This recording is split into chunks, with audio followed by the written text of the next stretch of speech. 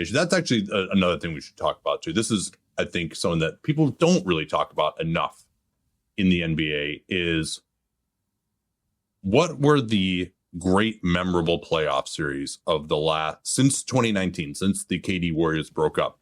How many of those have there been? I would say there's a fair argument for when you reference the Bucks. I thought that Bucks Suns series had some moments that were memorable to me. But if finals, can you count a finals? I don't know.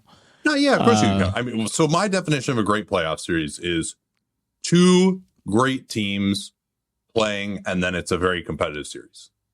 Okay. Well, so here's my. Do you want me to give you my list? Maybe, or is maybe that, I, is as that the too dumb for this audience. Well, yeah, as the dumb casual fan who will name the finals, maybe they need my submission. No, tell us. Give us the list. I wouldn't say. I don't know. I just didn't think that those teams were so good that that was a great series. It ended up being a 6-gamer as well. Yeah, but to me, it's about memories, and Giannis 50 ball is a memory.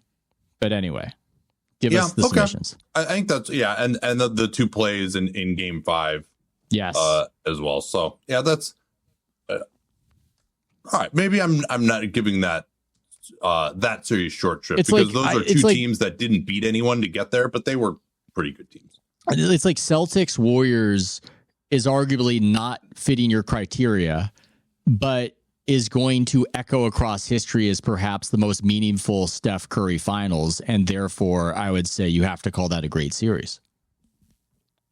Well, but it was a blowout in Game 6. It wasn't. I don't think it was competitive enough to really make it a great series.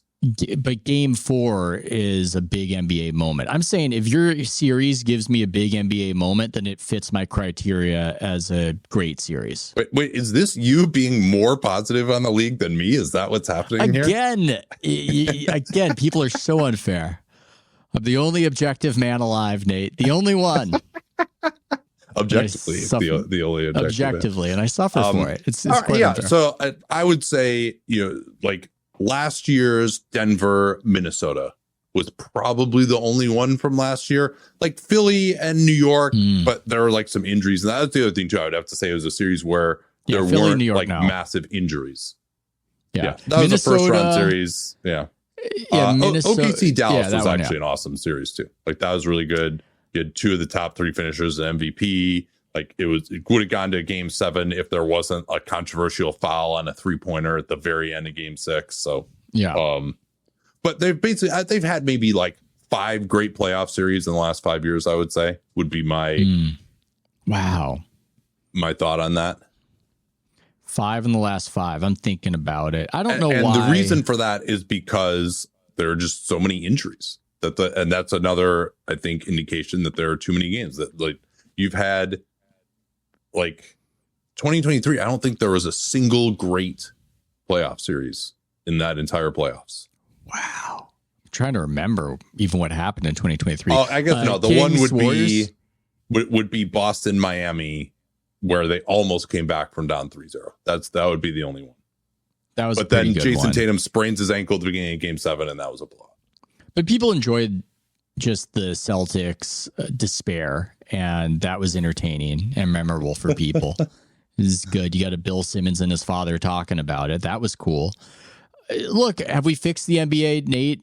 We're not even in agreement that there's anything to fix, but have we done it? Can we move on? No, I think that, I'm totally in agreement that there are way too many games. There should be 58 games, play twice a week, play each team twice. That's your season. I feel like you would just ski too. I would fear for you. You would ski too much if that happened. I think I would fear. So this is something I would say, actually, that if that was the format, I would actually have to work more.